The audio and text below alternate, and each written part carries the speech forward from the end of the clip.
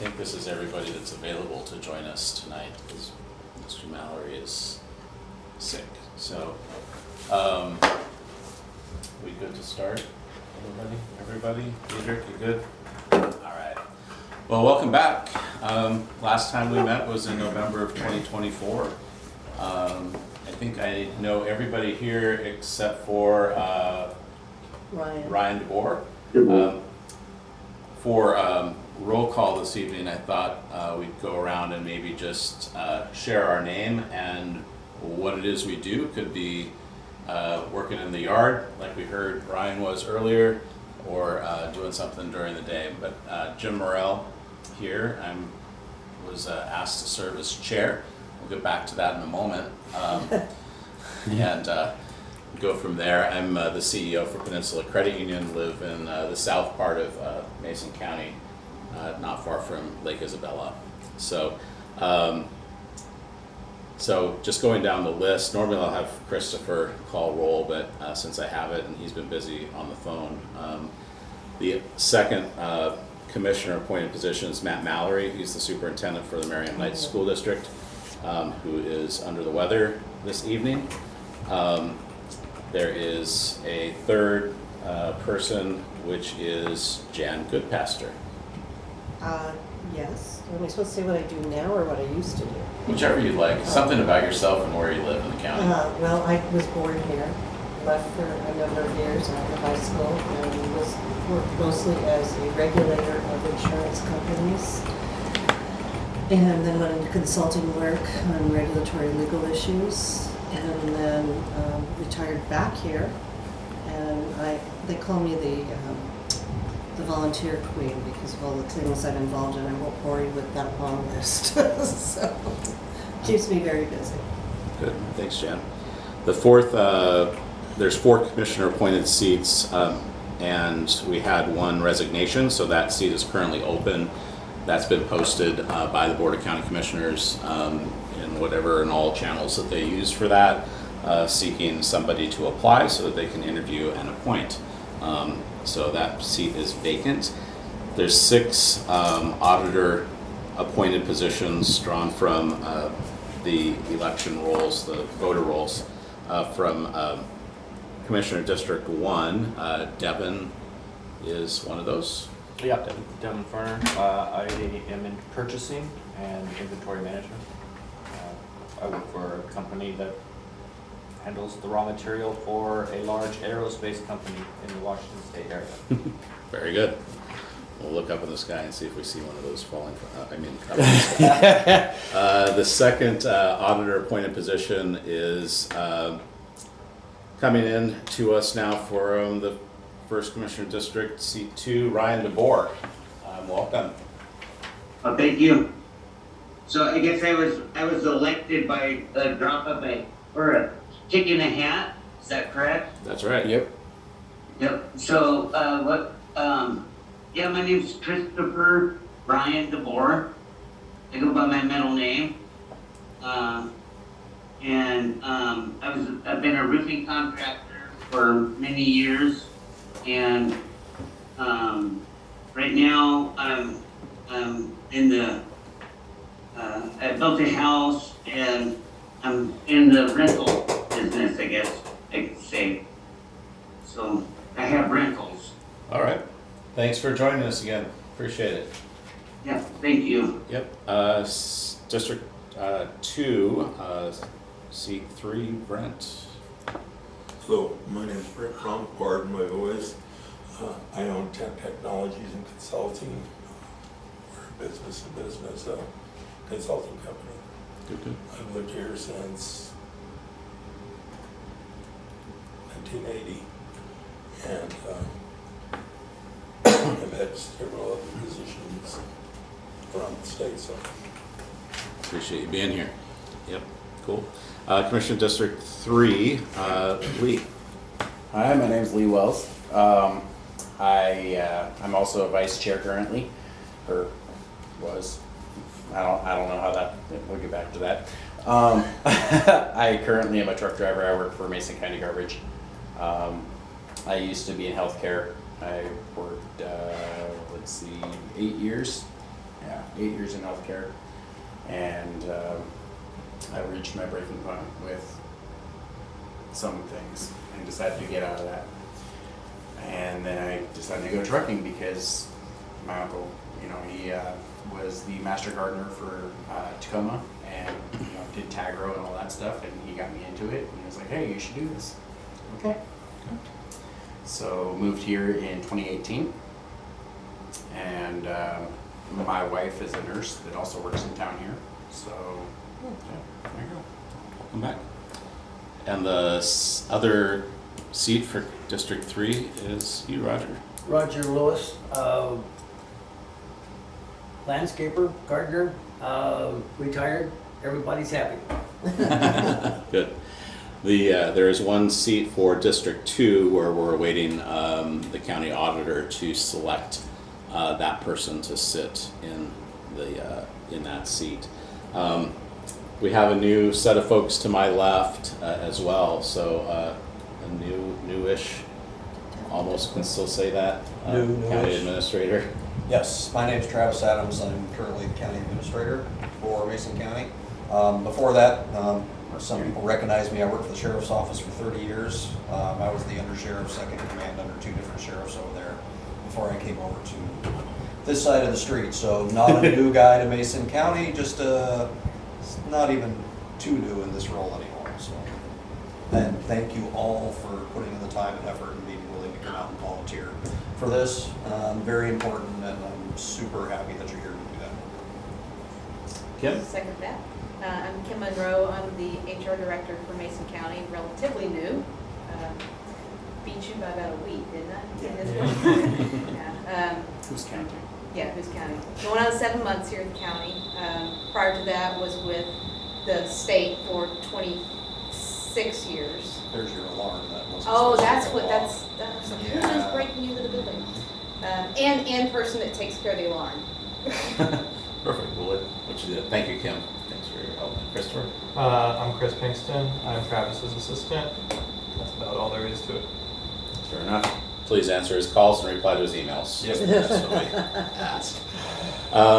So the first action item is approval of minutes. Let me just say a couple of things. So we have 10 salary commissioners. The quorum of that is 6. We have 7 here tonight, so we can pass that. For those that were here on November 12th, those minutes were in your packet, and I would entertain a motion to approve the November 12th, I make a 2024 motion minutes. to approve the minutes. Roger and Jen, thank you. Any questions or clarifications? All in favor of doing that? Aye? Aye. Anybody against that? Great. All right, so those are approved. We'll move on to some organizational things, which begins our review process, and I asked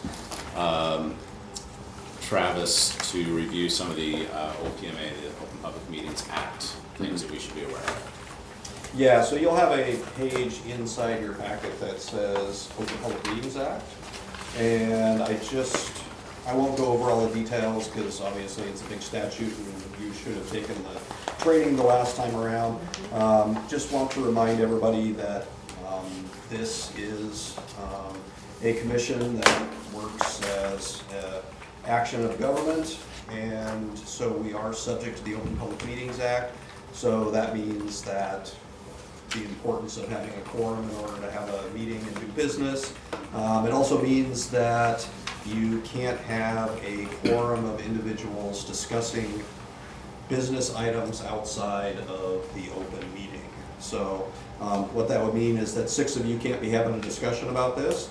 It also means that you can't have what they refer to as a walking quorum, which means that one of you talks to another and then they talk to another and it makes a chain talking about that. That would also be a violation of the Open Public Meetings Act. And so there is a list here of some practical do's and don'ts for you, which I do think are important. Discuss the salary decisions only during the properly noticed public meetings. That's what this is. Assume that if 6 or more members are involved, the discussion must occur in public, and that includes walking quorum. Use email only to distribute materials or coordinate schedules. So this is one of those things we're very cautious about at the county. that we make sure that we don't have chain emails involving officials. And then ask staff or legal counsel if you're unsure whether a communication could create a quorum, or any other questions that you may have. That's why I'm here and why Kim is here as the HR director. Don't deliberate about compensation outside of the public meeting. Don't participate in email chains or group text being salary proposals, those kind of things. Just try to avoid that. Do not relay opinions between members to build consensus outside a meeting. That would definitely be considered a walking quorum, and we want to avoid that. And then don't make commitments or decisions before the public meeting occurs. So, just in general, try to avoid having conversations about salary commission stuff outside of the regularly noticed meeting. And if you do, make sure you don't go any farther than the one person you talk to. That should keep you safe. Any questions for Travis about those OPMA guidelines? Excuse me? Yes, I haven't received one of those packets, but I guess that's because I'm not there today. But I told my uncle that, because I got this way back in last year, that I was gonna be here from Mr. Dunkel, and so I told my uncle that I was gonna be on the commission and stuff, so, I don't think that's a problem, but how do I get one of those packets right there that says the do's and don'ts? Should have been in the. So, yeah, Ryan, Christopher emailed those to you. That was the packet that I was asking you about before we started. Yeah, I thought I'd have them, but he has not emailed them to me. Okay. I have his emails right here pulled up. Ryan, so if you go to that page where you clicked on the Zoom link, that packet right there where you clicked on the link, that is the packet everyone is looking at. That should have the OPMA, that should have everything. All right. Okay, I'll figure it out. Yeah, if you scroll down on that page, Ryan, hopefully. it's- Yeah, I'm not a tech guy, but I'll get it figured out, yeah. Okay. Yep. Well, the first little bit here, we're just going to be reviewing some of the documents, and it gets a lot of fun because we start reviewing numbers, and so hopefully, if you scroll down there, you'll be able to catch along with us. Thank you for asking the question, though. Yeah. All right. So, what I thought probably would be a prudent thing. This is the second time around. Is that we elect or re-elect officers.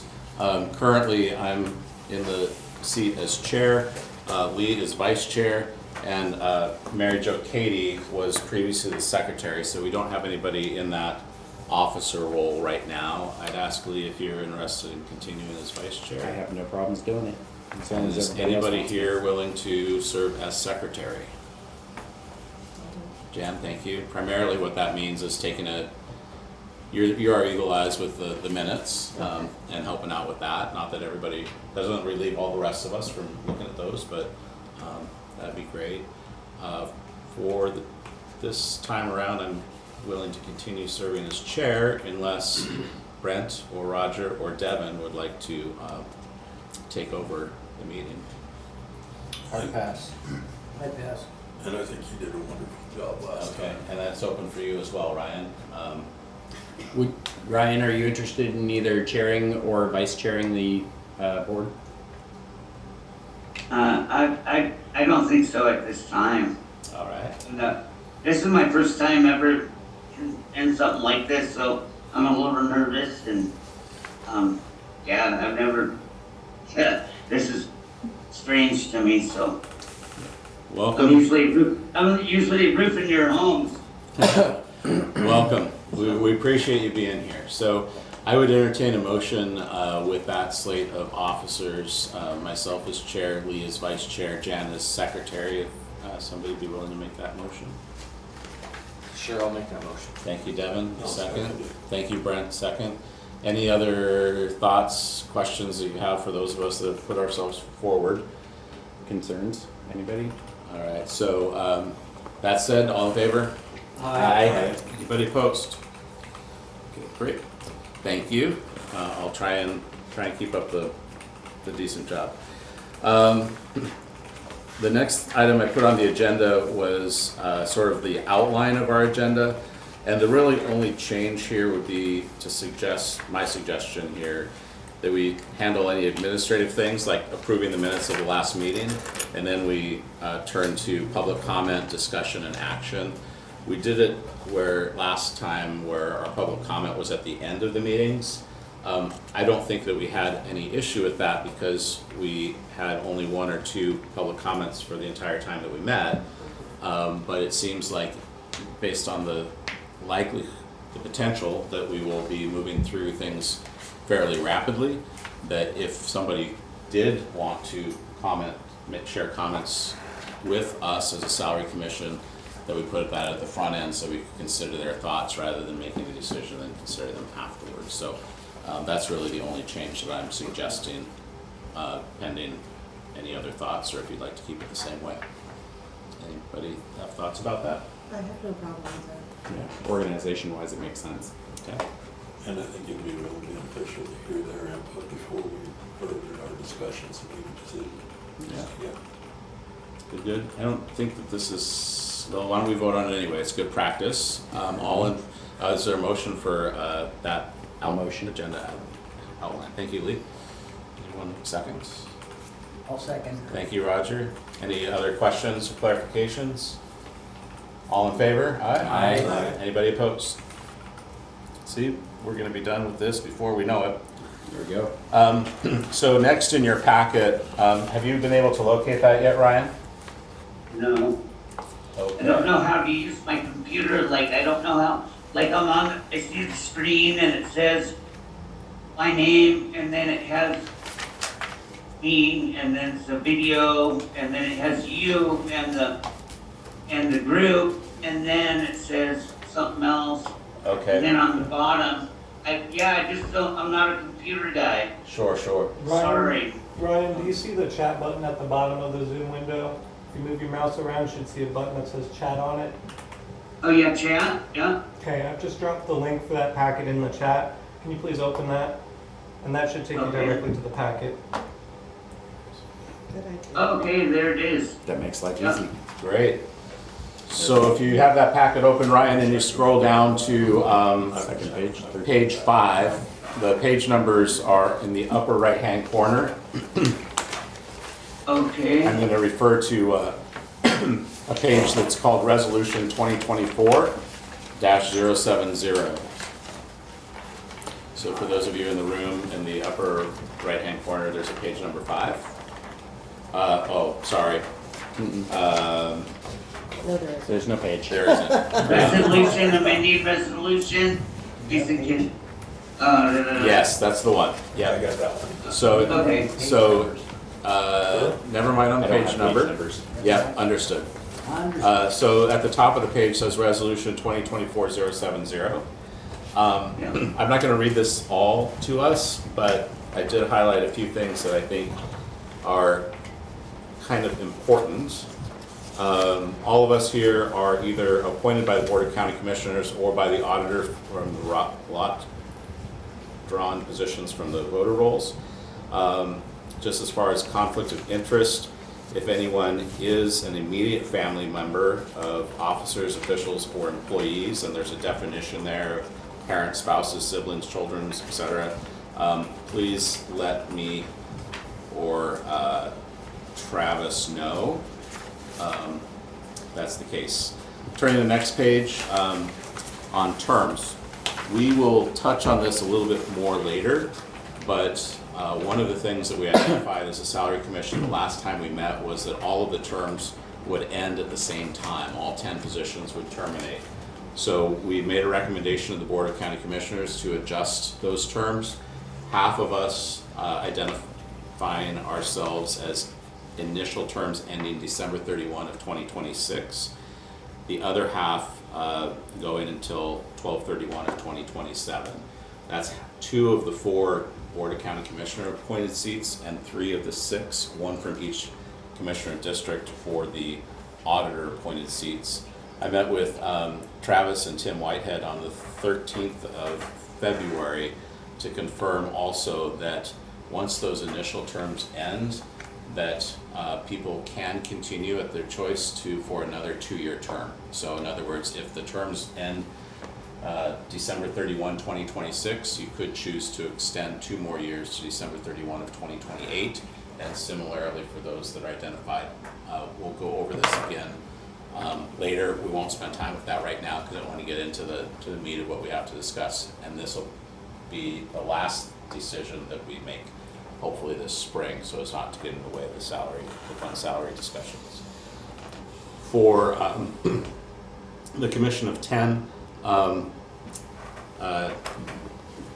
Deputy Prosecutor Whitehead also indicated that 6 is a quorum for us for any types of decisions other than the salary decision.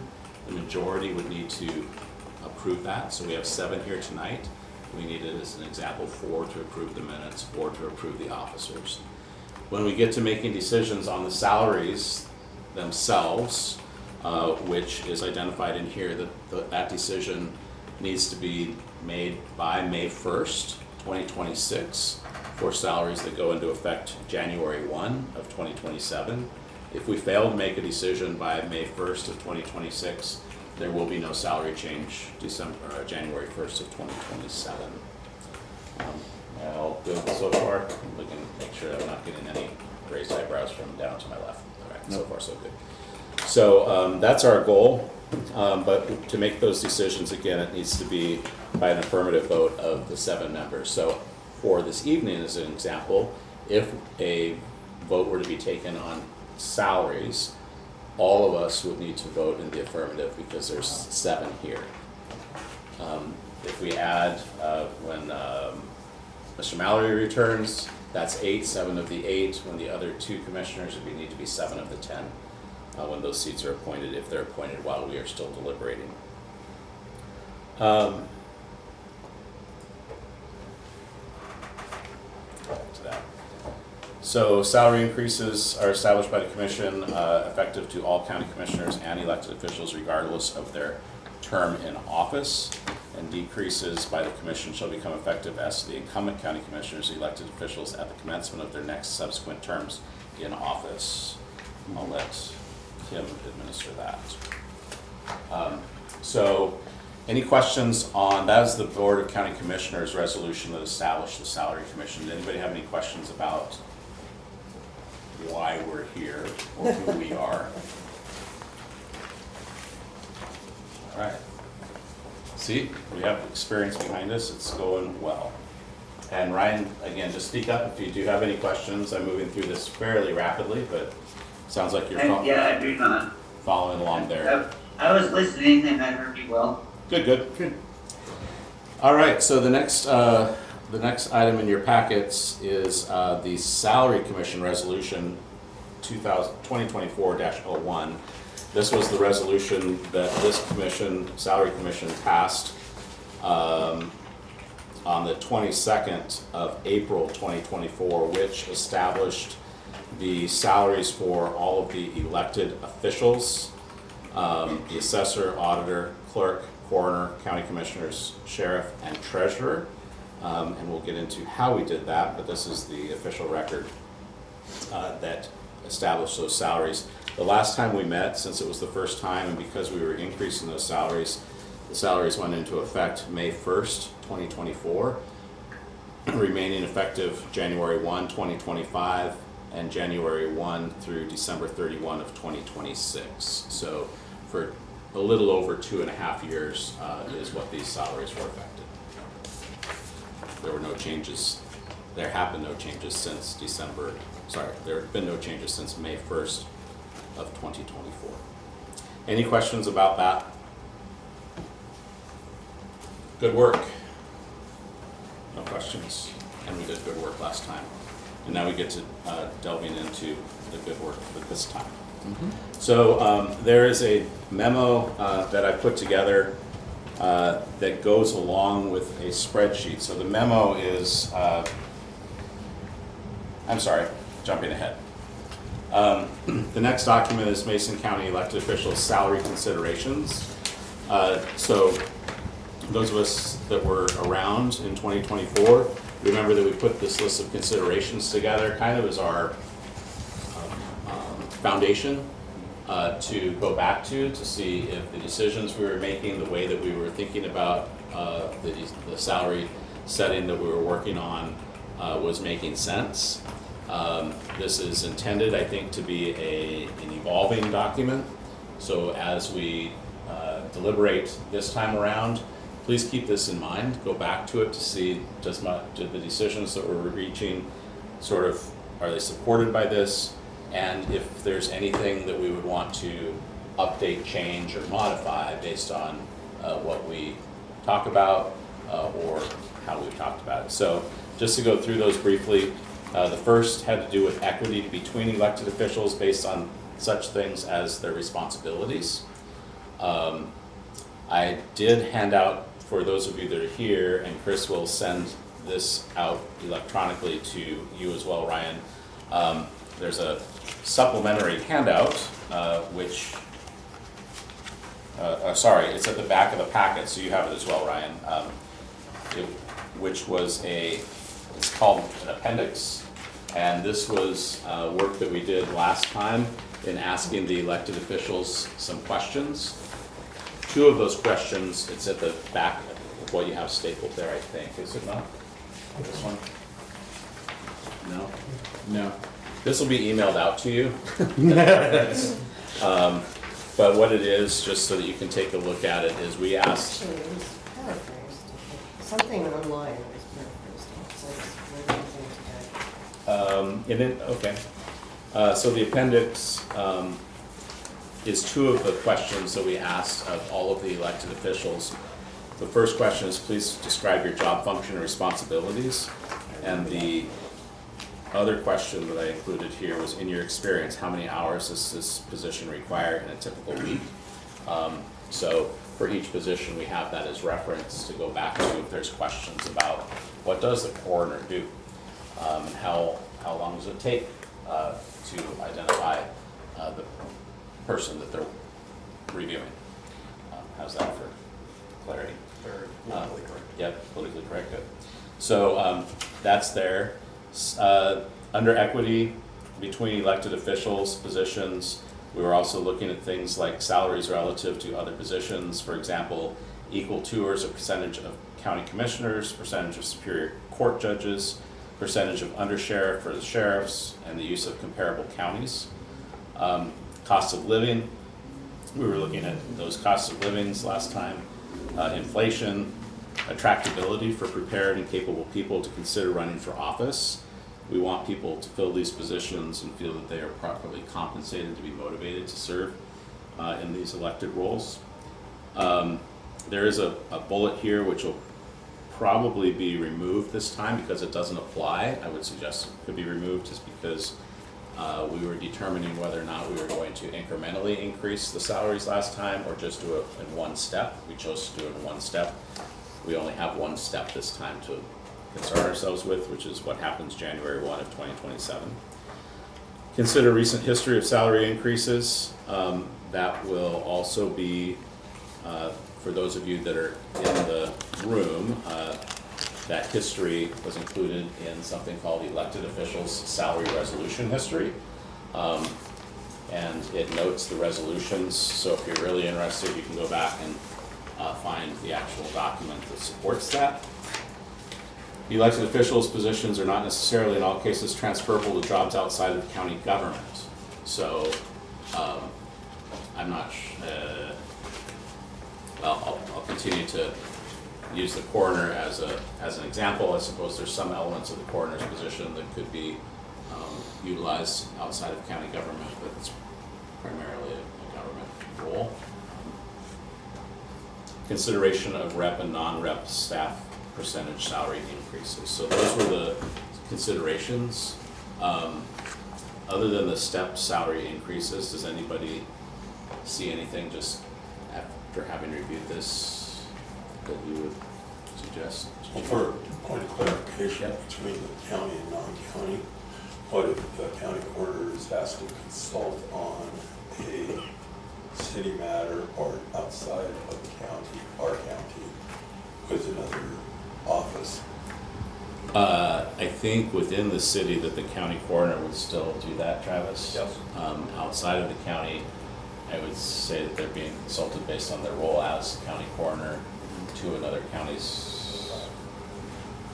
Yes, I don't think that that happens very often. I think that the more likely thing that would happen with somebody such as a coroner is if they were no longer in office or chose to retire, they could be hired as a professional witness in court cases or those types of things. So, but again, it would be specific to their role and expertise in that county government function, I think. Thank you. Yeah, good question. Cool. So we'll just keep these in mind as our foundation as we go forward.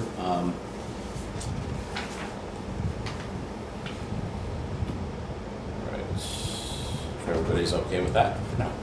Yep, good. We'll consider those affirmed. So now there's a document that says memorandum at the top and another document about 3 pages later that looks like a spreadsheet. So these kind of go side by side as we are working through them. I will bore you with, I usually don't like reading to people, but I'm gonna go through this, and once I get done, I will go through everything, including the all of the elected officials, the sheriff, and then come back to the elected officials so that we can begin some consideration for what we may want to do this time. So background, much of which I've already covered about when we met last, which was 2 years ago now. And we determined an increase effective May 1st, 2024 that was continued through December 31 of 2026. We established that foundational rationale that I just reviewed. There were 9 comparable counties used to determine a median, which means the number that has half of the numbers above and half below. Those 9 counties included Clallam, Cowlitz, Kittitas, Grays Harbor, Island, Jefferson, Lewis, Skagit, and Walla Walla counties. The exception to that pure median approach was the sheriff's salary, which was established as the undersheriff's salary, step 10 plus 5%. So that's a summary of how we arrived at our decisions last time. So the current analysis it begins on that first page of the spreadsheet-like looking document. Down the left-hand side, you'll see some line numbers. You should see some line numbers on this document here. So on line number 1, at the top in green, are the current salaries for the elected officials. For all positions except for the sheriff, that's $104,501.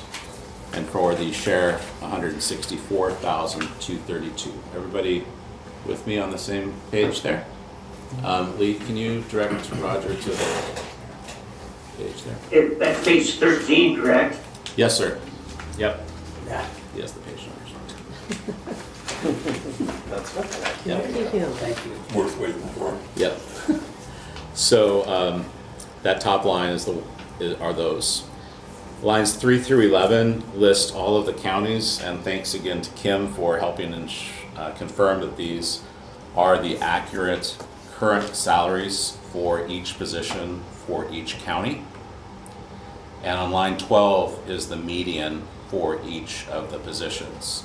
So the assessor, everything except for the sheriff, the median is $118,730, which places the Mason County elected officials' salaries at 12% below the median. For the sheriff, at $155,228 being the median, the sheriff's salary is 5.8% above the median. Any questions so far?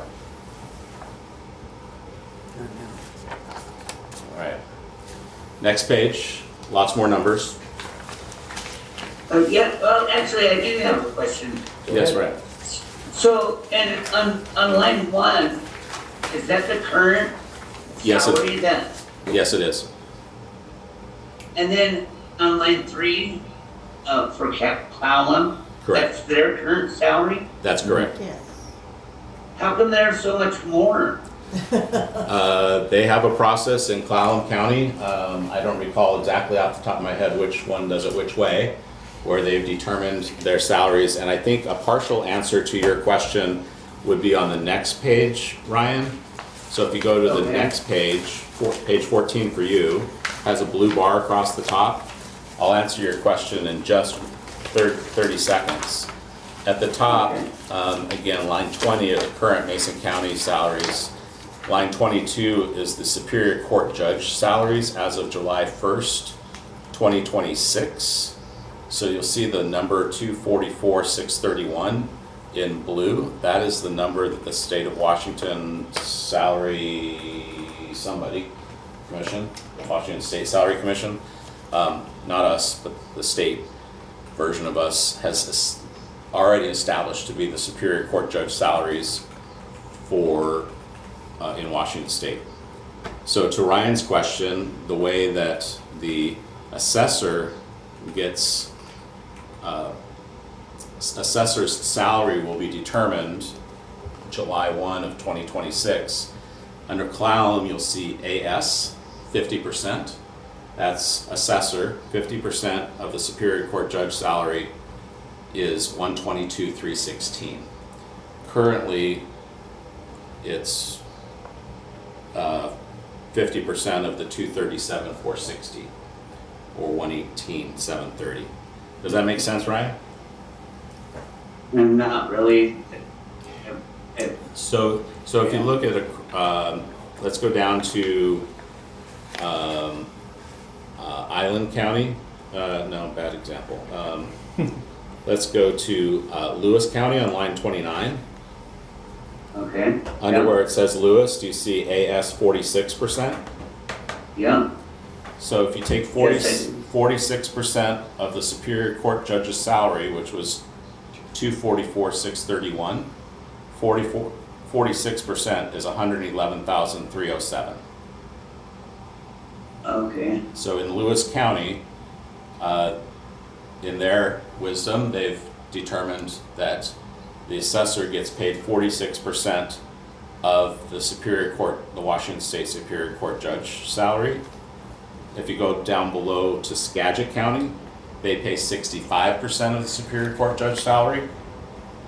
And then Walla Walla, 50%. yeah, it matches, assessor matches to something else, so Hang on. 50%, yep. Okay, I see. I understand that now. Great, excellent. Everybody else good so far? Awesome. So when we look at this recalculation that will happen July 1, 2026, and compute all of the salaries across all 9 counties, we have a new median down on line 32, which is 122,316. Do I see that? So that 122 is what the 118,730 on the prior page will increase to 122,316. July 1 of 2026. For Mason County, that places our elected officials' salaries 14.6% below that calculated median. And for the sheriff, the Mason County Sheriff's position is paid 2.7% above that new median. I'm not making any judgments about these numbers. This is the exact same process that we utilized last go around for getting to the decisions. So I want to just pause again and make sure that everybody's with me so far, because the next page we start talking about options. Good? Ryan, you good? I think so, yeah. Awesome, excellent. Yeah. So let's move on to the next page then. And what is presented here at the top is a summary on lines 40 through 45 of the current salary for each position. I'll just work down the assessor. All the others are the same for us, except for the sheriff. We'll get to that position later. Current salary of $104,501, median of $122,316. That's a $17,815 difference. If we were to bring the current elected officials' salaries to the median, increase from 104 to 122, that would be a $17,815 increase on an annual basis, which is 17%. That new salary then would be $122,316. So in anticipation, because I know that we liked talking about options last time, again, these are just options that I could think, well, maybe these would be asked for, and I'll try and guess a little bit and crunch numbers since I had the spreadsheet and I had Kim's help. The pure median method, we'll just consider that option A, which is what I just reviewed. So it'd be a $17,815 per year increase, or 17%. Except for sure. Except for the sheriff, yeah, we'll get there in a bit. I just want to point that out, it hadn't been mentioned yet. Oh, I mentioned it once, but it's the gray bars again. So the use of the state cost of living adjustment for 2025, that increase was 3%. For 2026, the cost of living adjustment that the state of Washington has is 2%. If we applied that, the increase to the salaries would go from 104,501 to 109,789. That'd be a $5,288 increase, or a 5% increase. Option C is what I call the Kittitas cost of living adjustment. So if you go back one page to Kittitas County, they do not use the percentage of Superior Court judge salaries. They use a increase for the Board of County Commissioners. That increase is 6%, and for all of the other elected officials, that increase is 3%.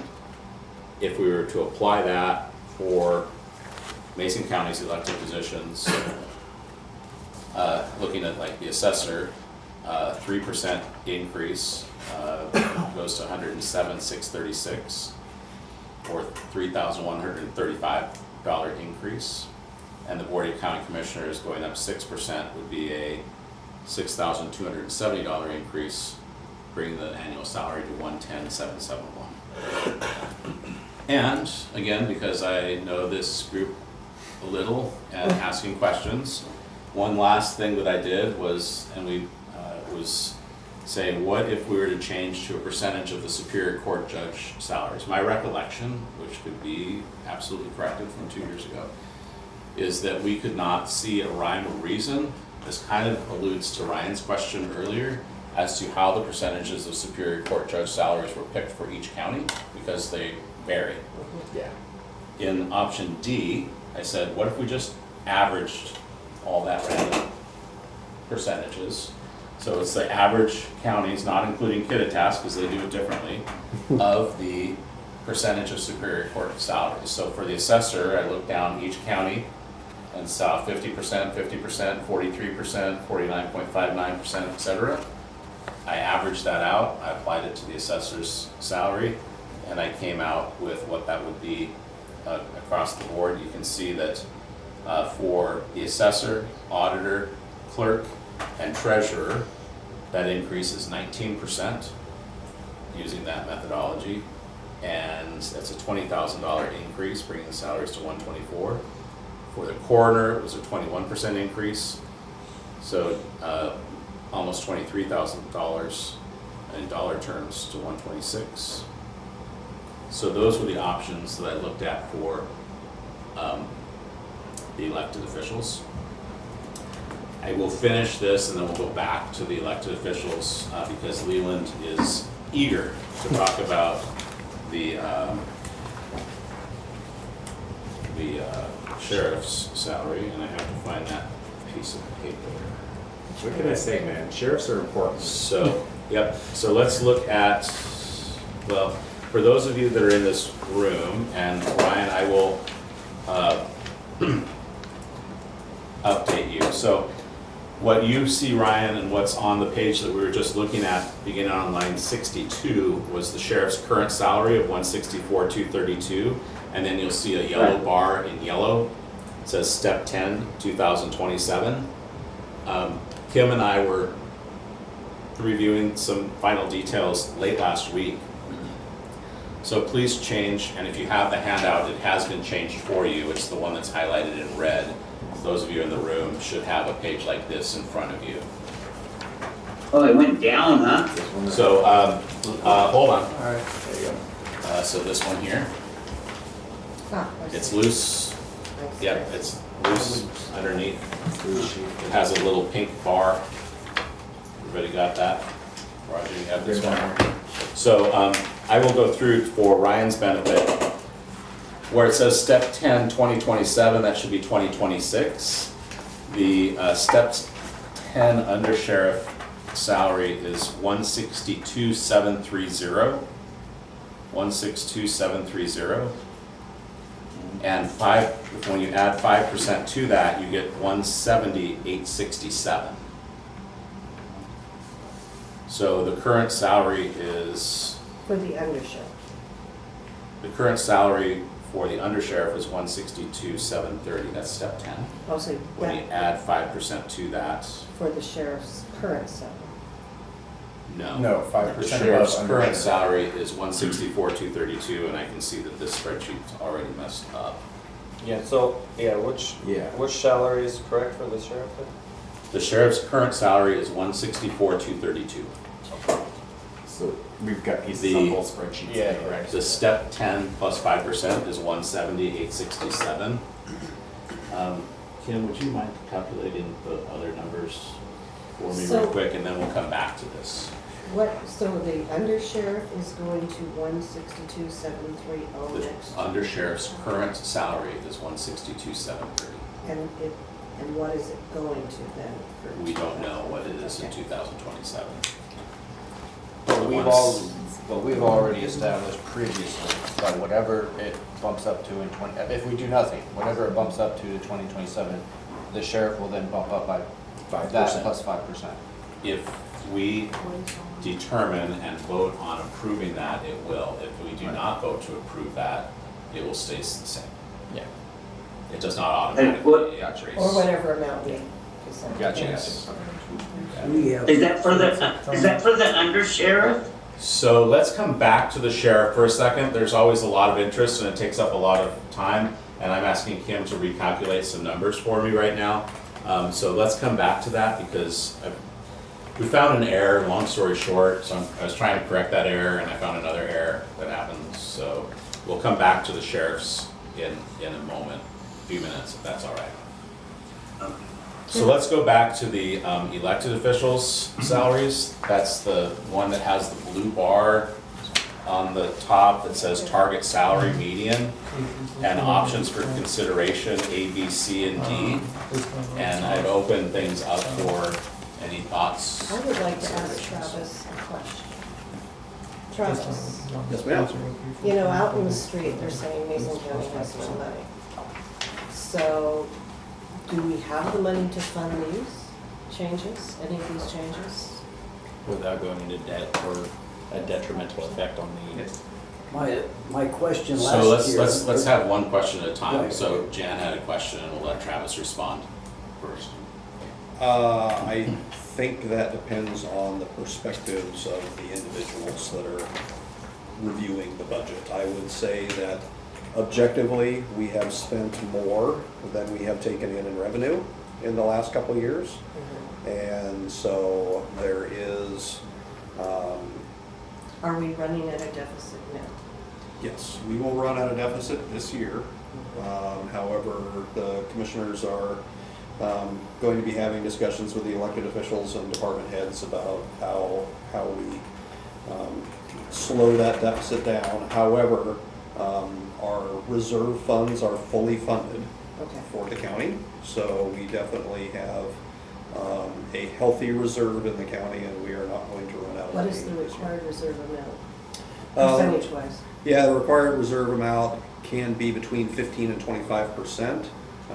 The 15, 20, and 25% mark have different requirements for review by county commissioners and those things. Right now, we are at the full 25% reserve All right. mark, depending on what time of the year you're looking at and cash on hand, so. Okay. Thank you. Lee, do you have a question?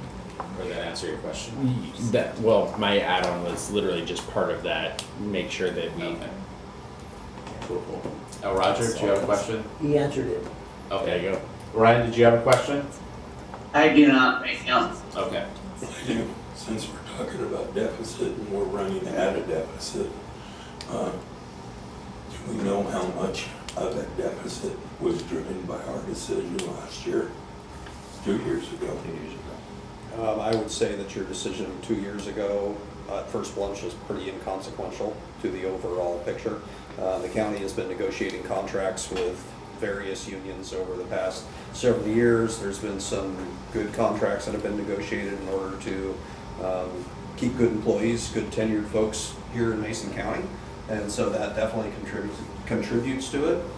The county also has banked its capacity over the last 8 to 10 years, which basically means it has chosen not to increase the property tax rates by the 1% that's allowed by the state. So they have the option of doing that at any time should they decide that they need to increase revenue. There's other revenue increase options that they have chosen up to this point not to take, such as going out for public safety sales tax and a number of other things. And so a lot of the decisions that have been made have been to see if revenues will increase before other actions need to be taken, such as sales tax, those types of revenues, rather than raising property taxes. So just to put this in perspective real quick, I looked at the numbers here. Our cost or our wage increase was less than 200,000 total. And we're That's talking, a simple answer I was looking. yeah, we're talking about a budget that's, millions. So it's literally a drop in the bucket compared to what they spend on, say, road improvement a year, if that helps. Well, I guess my comment is that we're already deficit spending by what we're doing, and now we're gonna raise it and make that deficit through the year that you said we'd run in a deficit one more year. Do we know? To even more. Do we know what the extent of that deficit is, like percentage-wise compared to what we normally spend? I don't have the number off the top of my head. It's in the neighborhood of $2 million a year for the last couple of years.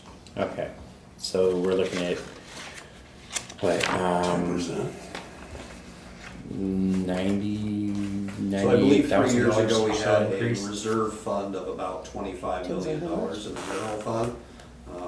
Currently, we're running at a reserve of about $18 million, which will probably jump up to about $20 million after the property taxes are paid here in the next month or so. So, just to give you an idea. Okay. I'm just making sure we're not compounding a problem we already had part of. Okay. Yep, understood. So, and then we're looking No, we at- don't get to see the long-term stuff that you do, so Yeah. know that we're working our way towards that now there is reassuring. Yes, sir. I appreciate that. Part of, if I could add two things, part of the reason that we do this work now, and I believe that the reason that the May 1st deadline is where it is so that the decision that we make now for 2027 gets factored into the 2027 budgeting process when that begins in June or July, sometime in Yes, in summer. June with earnest. So that's why the timing. The other piece, just as a refresh, and this was the other handout for those of you that are here in the room, was the salary history of how things fell, why the Mason County elected officials were so far below the median is quite honestly because for most of the last 12 years, the increases were 1% per year below the cost of living adjustments, with the exception of Sheriff. The sheriff in 2018 received a 22% increase. All of the other elected officials, other than the county commissioners, were at 95% of the county commissioners until 2020, when it was changed to equal commissioners. And then again, 1% increases for 2021, 2022, 2023, 2024, until we did increase things 19.6% in May 1st of 2024. So I just wanted to review sort of where we fall in the process of the county working on their budget, and why I think the large negative variance from median, which is the way we decided to calculate it before. Lee? So a follow-up from earlier when he mentioned like a $2 million deficit. I just did the numbers real quick. The pure median, if we did that increase alone, it would be $116,284 increase across total, Even the sheriff? even the sheriff. And that's just, the sheriff is literally just to get, the increase is $9,394. That's written on the sheet here. And we're So- updating those numbers, but you're close, you're very close, it's not gonna be more than a couple $100. Yep. Anyways, so what we're looking at is a deficit of 2.1 instead of 2. And judging by the state of the economy, as well as the measures that the county commissioners have taken or not taken to increase revenue, that's a personal decision on whether or not we feel individually that it's an appropriate amount to spend. That's part of the reason why we're debating the different changes that Jim's put up here, along with the other options we come up with. So, and these go into effect on 2020, or 2027. January Yes, 1st. January 1st. So I was looking at the COLA option, which we're taking into account the 2025 and the 2006. And wouldn't there also be a 2027 for salaries starting in 2027? Or is that not how that works?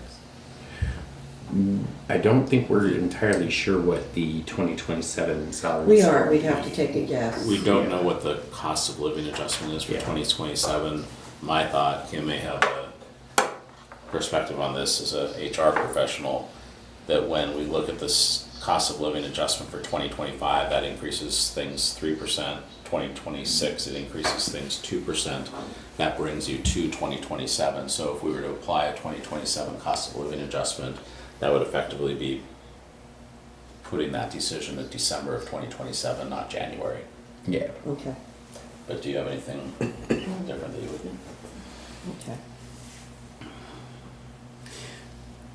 So are you following up here, Ryan? I am, Okay. Do you have any questions about this? not right now, no.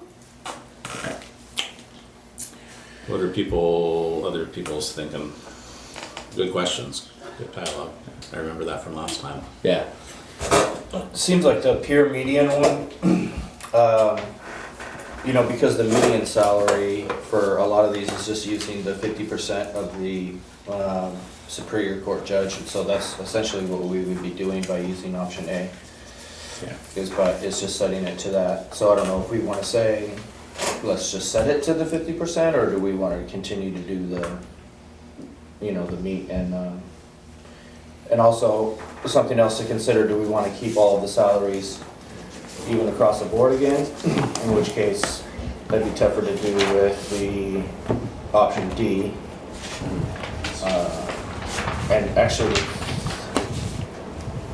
option C as well slightly. So, not necessarily They're just, something to consider. yeah, I think those are good observations. When we look across it's probably easiest maybe on the first page of the spreadsheet, all the numbers. Yeah. I believe that Seems like most are in that 50% the, ball. well, what I was gonna say was actually, all of the positions other than the Board of County Commissioners are the same.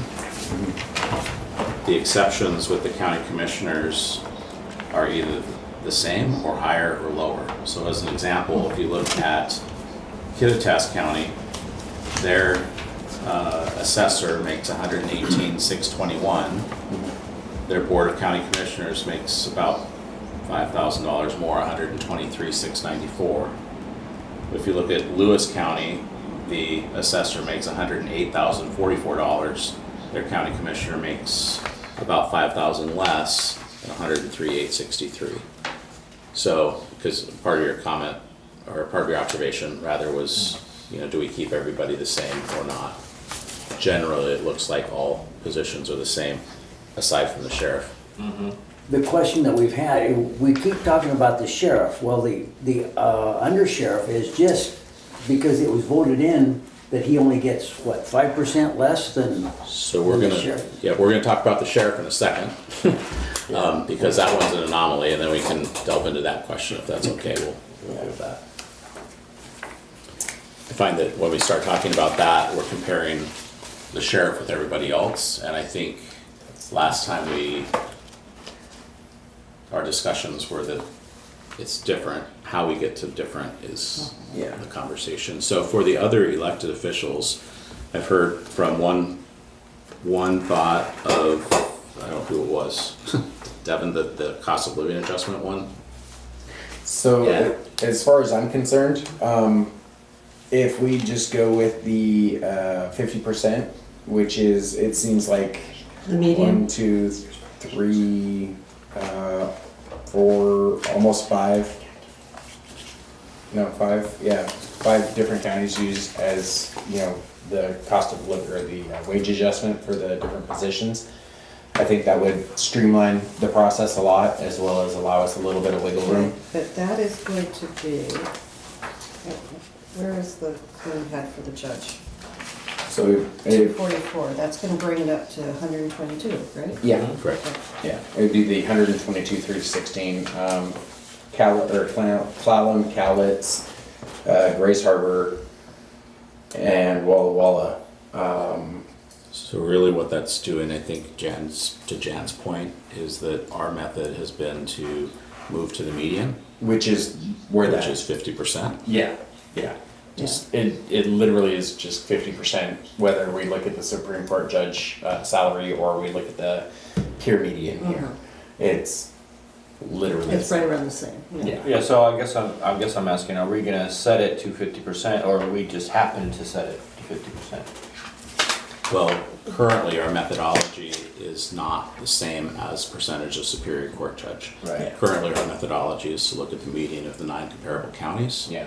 And then use that collective knowledge across 9 counties to establish the median is where we set it. Part of the challenge is, right, we have a track record of one decision right now, one we made in 2024. And So, The only reason why I referred to it that way was because it ends up being the same way yeah, this time. my question would be, if asked why 50%, how would we respond to that? And Kim, I mean, No, I wasn't saying 50% based on, I was referring to the number that is the median currently. so So the median currently is 122,316, right. right? 50% is also 122,316. So It was just my term usage that was incorrect in that. Okay, so regard. just to clarify, you're offering that option A would be Yes. the option that we The would pursue, which happens to be Yes. 50% of the. Like I said, my term so usage 50%. was- Okay, no, I just want to be clear, so, so, Jen? well, my memory may be faulty, but I thought one of the reasons we chose the median event or number was because the Mason County, how you decide on salaries for non-elected official is based on some similar Yeah, formula. our compensation strategy is median, anywhere from 3 to 5% above below median is when we start looking at something being out of market value. Okay, so that's why we went with that decision, because it matched. Yeah. So, and I don't know if it's coincidence or if it is if it's always going to happen, that the percentage of the Supreme Court justice would equal the median, or be approximately the same as the median. I think that would be based on just how many people adopt the percentage base method, you know, of determining salaries. Because right now, like I said, we have 5 that Yeah. are at that percentage base. Right. And so that's bringing our median to that percentage But base. going with what Jim is saying, at least on the median basis, we have something we can tell the other taxpayers why we decided to do this, and that it is in line with how we pay our non-elected officials, where if we just say we're gonna take a percentage of the Supreme Court justice, do we have or Superior Court justice, excuse me, do we have, I mean, is somebody gonna come back, not that, I mean, they can, that's no problem, come back and say, well, why didn't you do 40%? Yeah. Or why didn't you? As I said earlier to Jim, it was my faux pas using the incorrect term. I referenced the 50% because I saw the correlation currently for peer median versus 50% of the SCJ. Okay. So it was just my faux pas stating so many times as the 50%. When in fact I was relating to the peer median. It was just, Yeah, it's an interchangeable term in Okay. this specific scenario, but that's not our way and of I don't know if determining. it will be in the future. Yeah, that's not our way of determining. Because each so I of need those to- counties could up the percent of the AGs, or not AGs, the Supreme Court justice, or lower the percent. Like I said, it's not our way of determining as historically the salaries. And so that was my faux pas. When you look at option D, it really does more of an average. It moves us to an average of what those percentages of Superior Court judge salaries are, and that's why that increase is higher than the median one. So the median is going to adjust, even if everybody increased from 50%, that's at 50% increases something more, the median could still be closer to 50%. And so one consideration I have is if we do something differently, what is going to be our justification for doing it differently than we did last time? And I know we have the authority to do that. I'm not questioning that at all. But I'm just saying, you know, if this is your tax dollar being spent too. So what do you want to do? I personally would see a justification in the events of multiple counties changing dramatically the method that they associate their payment with the SCJ, or like say you got Clallam and Cowlitz and they go to the BOCC method instead of their percentage. That would throw off our median dramatically. And so in the event that we went with the percentage base of the SCJ, then we'd need to justify that as this is the specific scenarios that would work for it. Whereas if we stuck with the median, the pure median, then number one, we have a historical precedent already. And the county's. Yeah, number two, well, this specific commission has a historical precedent of doing it. That's what we did last time. Number two, we're in line with the county hiring methods. So we stay, you know, what's the word? Consistent? Consistent, there you go. I was having a brain issue. Anyways, so we stay consistent with that. You know, and as far as I'm concerned, I believe, if I recollect correctly as well, when we were determining what counties to use in the surrounding areas, we took into account the different medians as well, such as population size, employment, and all that, as to what counties we use, so they're comparable. So in that regard, we have a demonstrative methodology for using the peer median.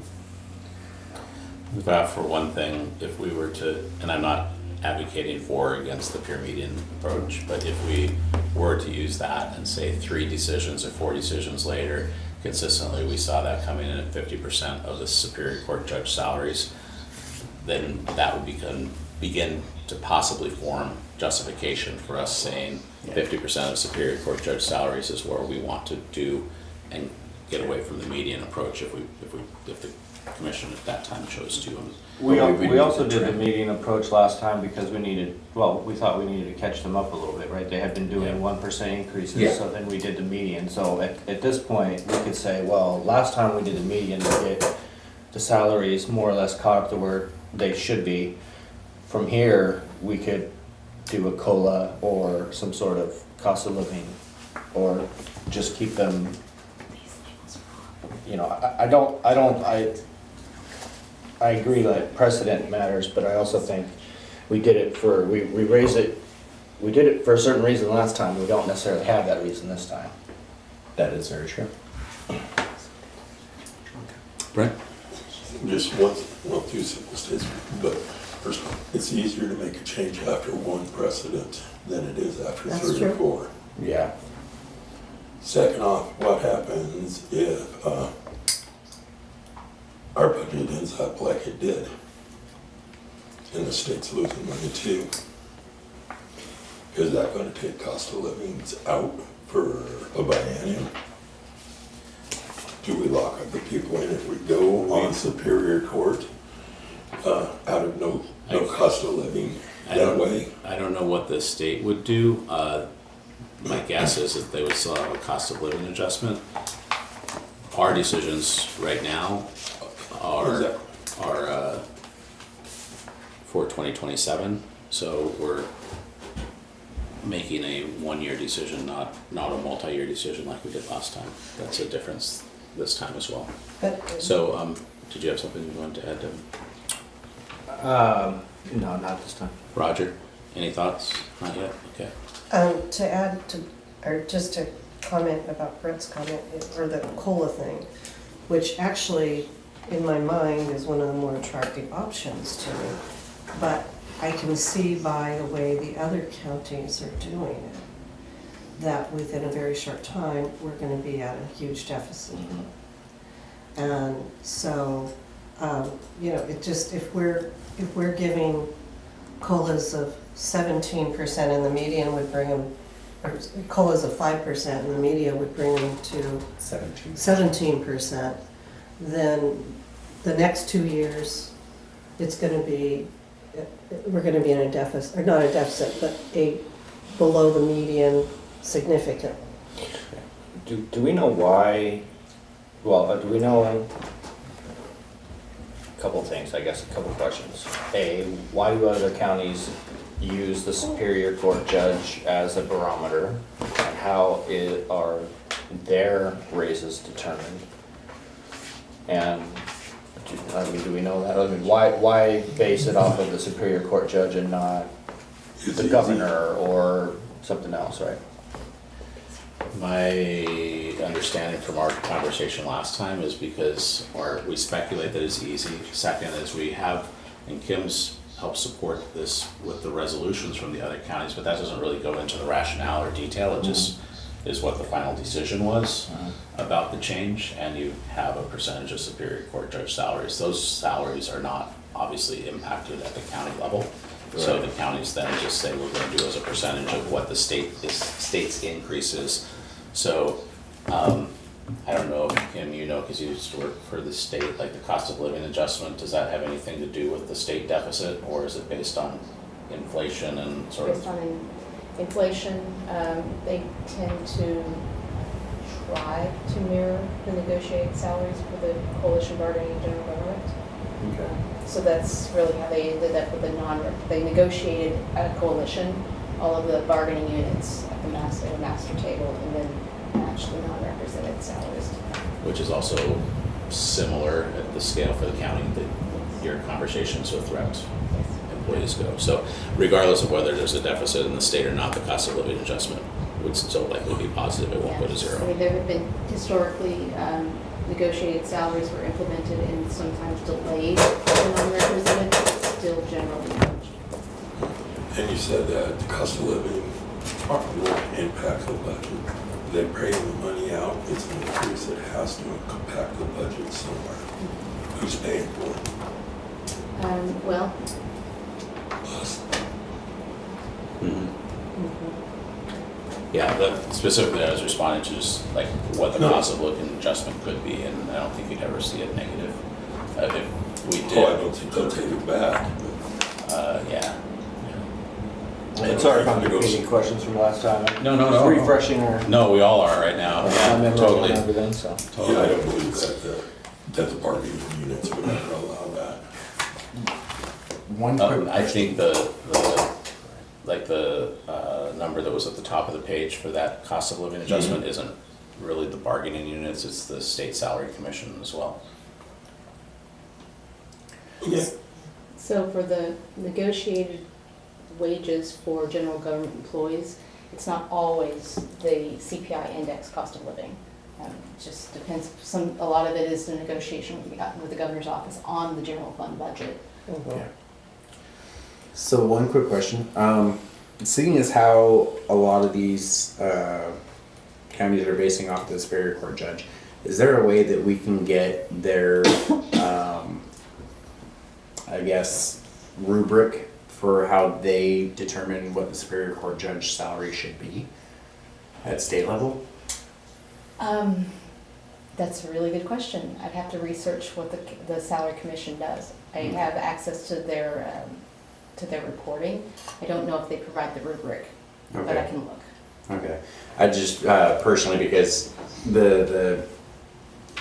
I glanced through my papers real quick and I didn't see where the Supreme Court judge salary was when we first decided, and so I wanted to know, where their methodology was in the increase, because obviously it's an increase from where we were when we originally decided, and I wanted to see what that was, because a 17% increase in our ed could be a 20% increase in the Supreme Court judge. Superior Court judge.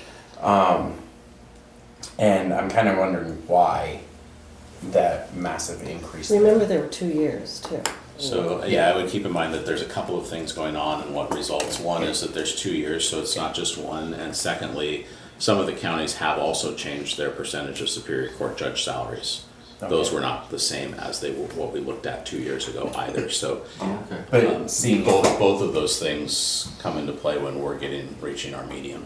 But seeing if we can get the rubric for the Supreme Court judge would also help us determine whether or not that increase is realistic, in our opinion, to go to the peer median, which is currently 50% of the Superior Court judge.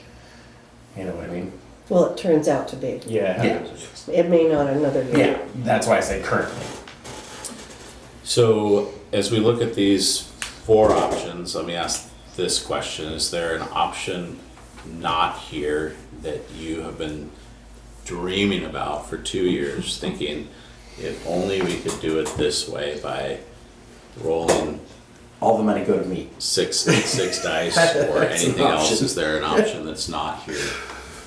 I don't know if there's one I've been dreaming about, but I don't necessarily know that, I think we can find a happy medium between some of these, I don't want us to fall behind, to your point, Jan, I don't want us to fall behind, but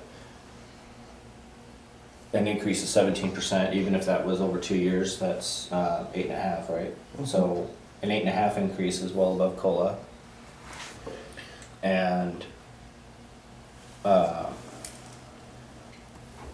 we did that big increase to get them caught up, so I don't know, do we want to do a 17% increase every 2 years? That seems to be quite a bit. So I don't know the answer to that question. We will be back here again next year. Yeah. So we won't miss each other for 2 years next time. Right. So, yeah, but I guess the same thing, Sure, if this is- I understand, yep. you know. So what I heard, Devin, is an 8.5% increase as an option. We can certainly compute that. Is Yeah, there or any is- option that's on here that is not something that people are gravitating towards? Like, I made up this Kittitas COLA option, or We can also the do, average of the Superior Court judge salaries? if we Is do some- determine that this increase is too much at the time, 17%, we can also look at the way Mason County does it itself, where it's peer median plus or minus 2 to 3%. Is that the way to do it? I'm sorry, I missed the question. Peer median plus or minus 2 to 3%. Yeah. So we don't have to go strictly with peer median. We can go above it 2 to 3% or below it 2 to 3% to still stay in line with the way Mason County hires their employees as well. Okay, so we've got 2 additional options. Yeah, I knew you always liked options. Is there anything on here that does not resonate with people, or we take off, or you want to continue seeing all of them? I can add options E, which is an 8.5% increase, and I could add options E1 and E2. Personally, I don't feel that C is that good of an option. I think it puts us pretty far behind to, again, feed off of Jan's point. Yeah. So I think that Jan, you have a good point with, we don't want to fall too far behind. Would anybody be opposed to removing option C? C is the, Kid attest COLA, so 3% increase. yeah, I'm fine with removing it. Yeah, it just seems like we make this step forward now, and in 3 years, or in the next year, when it's only half of that, we're gonna start going back behind again. Yeah. So So it seems just a long way to get to work on it, so I agree with you. Yeah. option D, I wasn't hearing once Lee clarified his comment, anybody really talking about averaging out the percentage of the Supreme Court judge salaries, which is what option D did. My only issue with D is that it goes against our previous agreement to keep all of the salaries of Mason County the same. Otherwise, I don't have any issues with the methodology that you use to get there. And just maybe there's a way that we can tweak it. It also does to stay in line with Mason County hiring practices. Which we don't have to do. Yeah, but We make our own decision, right, but it's easier to kind of makes explain. it easier to perhaps. explain So and lump together. I guess what I was not hearing sort of consensus about changing to a percentage of Superior Court judge salaries, which is what this would move us to. It's an average of that, but it would move in that direction away from the median approach. Right. Median seems to be the way that it's done, so. So, excuse me. I was gonna test option B, which was the state cost of living adjustment. We talked about that some. We had questioned some about how the state cost of living gets set, for what reasons and why not more. But I wasn't hearing consensus around that, or was I? I would need more information. More information. I think it was pointed out that if we went with the option B, it would yet again put us in a deficit, significant deficit compared to where the median is. Yeah. So I'll leave that on the list. I'll leave A, B, I'll add one, we'll call it E, I guess, that would look at a 8.5% increase, which was half of the 17. Just so that we can do that, and then the plus or minus 2 to 3%.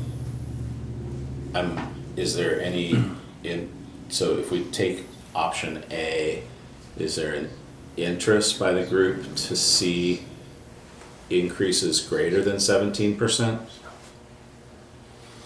Especially not with budgetary concerns. So I would say option F1 will do Negative 2%. minus 2%, and F2, that's so silly. Anyway, I'll figure it out.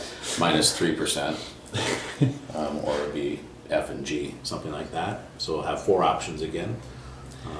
Does that sound helpful for the next time? And would you still like Kim to research? Yes, if we can get that rubric, I would greatly appreciate it. I did find the Washington Citizen Commission on Salary for Elected Officials salary survey through a consultant. Okay. So I'm gonna dig into that because most likely that information's there somewhere. Okay, if you do find it, that'd be great. If not, it's, we're just gonna have to deal without it. Sometimes, if it's a consultant and they generally produce a report, but they won't show you the rubric behind it. Yeah. So I will work on that for next time. Are we okay on time to go through a high-level review of the sheriff? We Yes. started a little bit late. Yes. Can we get a small Updated. break? Yeah, small break. So is it okay, or What time are we supposed to be at? Just like a 5-minute. we're supposed to be 90 minutes, or we're at 90 minutes right now, so if we did, Can we just power through for Yeah, another 10 yeah. minutes? I was gonna suggest maybe when the numbers are when the spreadsheet's corrected. I think not to- we may have that. We have upgraded numbers. We have upgraded numbers. Thank you, Kim. And if you want to look at it from an Excel spreadsheet, I have one on an Excel Can you put it spreadsheet. up on the screen? Oh, I can. so Kim will send it to Chris will put it on the screen, but here's the, I'll just walk through this, so if you want to write them down, it might be easier than following along on anything. Current sheriff's salary is $164,232. The undersheriff, step 10, is $162,730. So what was the 178,667? Oh, well, let me go through all these numbers. So the current sheriff's salary is $164,232. The undersheriff is $162,730. When you increase that by 5%, which is what we did last time, is $178,866. 67. It's 866.50. Oh, okay. So fair enough. 178,867. We don't do pennies. I mean, So can somebody just make us so some brownies? so What's written there? yes. Okay. So that puts the number 6.4% above the median. Is that what this one is? Above the median, Yeah. and it is about roughly 6,600. $634.50. What was it? 6,006. Yeah, 6634.50. Yeah. 50. So $6,635 increase, which is what is the percentage? 6.4%. I thought that was the amount that was above the median. Yeah, that's above the market median. What do you look at? What number are you looking at? The percentage 165, increase. the percent increase Oh. between the So it'd be 164 and the 170. 6635 divided by 164,232.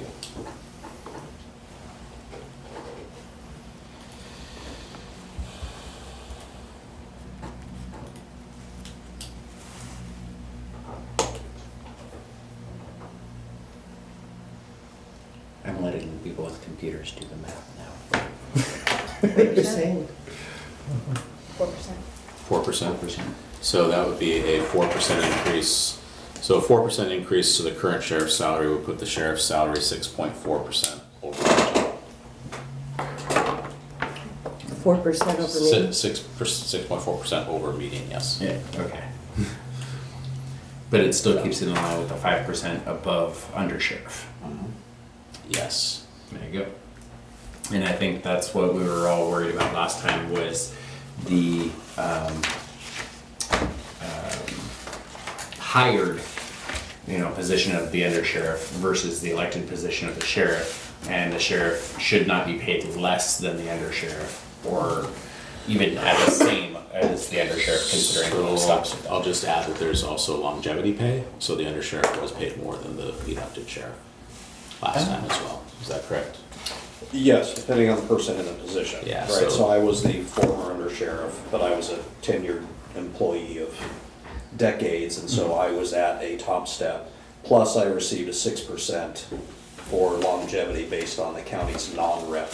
That may or may not be true. But that's completely dependent upon the person that's in that Yeah. position. There could be a much more junior person put in, and they would be a step one with 3% longevity and be nowhere Yeah. close. That's why I think we went with step 10 plus 5%. So And- Brent, Yes, I remember the conversation, and it was because he was maxed out on his step. Yeah. yeah, So did our new sheriff get a raise without your experience, or did he have the experience? 164, 232 was the increase that we provided and has been in place since May 1st of 2024. Yeah. The new undersheriff is not at step 10, right? No, he's not. No. So the new undersheriff is well, maybe not well under this, but under, I believe he's at step 7 of the scale. okay. I don't know what that is for a number. So do we want to keep it then at 5% above step 10, or do we want to adjust it based on? Well, I guess I'll try and facilitate 90% of the time. When we look at elected officials across the board and consistency, I think part of my thought process is what's the rationale for the elected sheriff's position being paid higher than median when the other 7 positions are paid below median. Right. I believe the rationale was based on the step 10 maximum pay for the undersheriff being a higher position. That was the entire purpose of it, was so that he wasn't paid underneath. Yeah, but we understand now that, as Travis just said, Yeah. that the person in that position, as Kim just shared, is currently at step 7, not step 10. So it happened to be at the time that's I think factored into our decision. I'm not sure that we should necessarily decrease, because if we could go to a step 10, that would effectively decrease the salary, the sheriff's salary. I don't necessarily think we should do that, but, so I guess that's why I'm asking, do we want to just keep it at step 10, because in theory, eventually the undersheriff would reach step 10? Or do we want to adjust it every year based on whatever the step that the undersheriff is at? The current sitting under sheriff. Right. I don't not want to lower his salary at all, and I would prefer paying, exactly doing what we said last time, Yeah, 5% above step 10, Yeah, just leave it at. or more. Yeah, no kidding, for the amount of crap that they've gone through recently.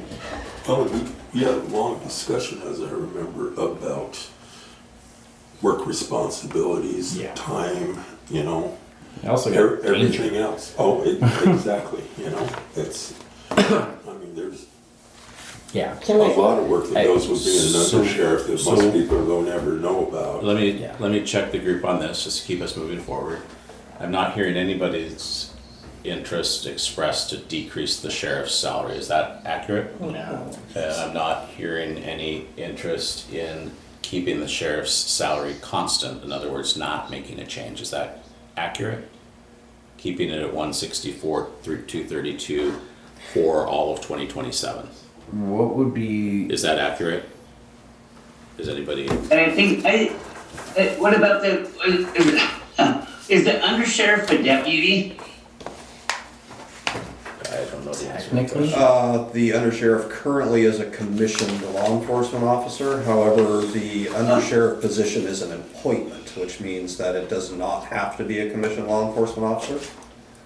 Oh, okay. But it's I just wonder, like the police that run around with the sheriff's cars in town, are we talking about them? Yeah. No. No. We're talking about Oh, the okay. City of Shelton. All right. Police. Yeah, we're talking about the Mason County Sheriff's Department, and that's, the undersheriff is the number 2 position in the sheriff's department, appointed by the sheriff. Yes, that's Okay. Sorry, there's 2 conflicting things. He said police running around in town with the sheriff's cars. Well, with the sheriff's So- cars, and I just In figured that they were deputy sheriffs. That's Yes. That's why I said yes. So it's because I heard police in sheriff's cars. Yeah, so But yeah, I think okay. it's a general. I would, General I'd preference. say give those guys a raise. Yeah, So, there's no interest in keeping the sheriff's salary the same. If we did that, we would Keep it go the same. from being We would go from whatever we're at now over median to 2.7 over median. Yes. So,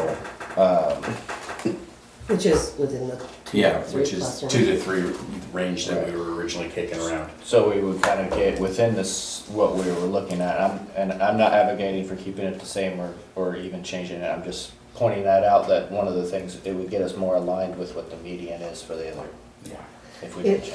Is anybody against keeping it the way we have it now?